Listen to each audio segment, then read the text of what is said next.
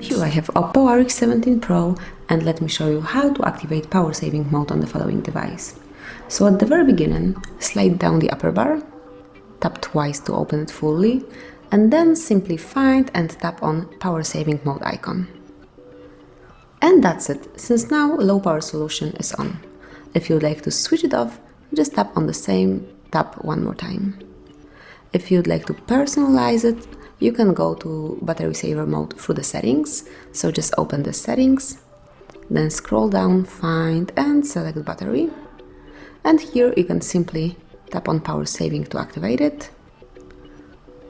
And now you can personalize it, so you can decide if you would like this mode to reduce screen brightness or not. So just tap on it to activate or deactivate it. You can decide if it should disable background sync or if it should automatically turn off your screen after 15 seconds. So you can set it up as you wish. You can also choose Smart Power Saver, which is recommended. Once it's on, every time your battery is very low, it will save your power, but you can of course disable it. And now your battery is all the time on the highest percentage, and there is no optimization.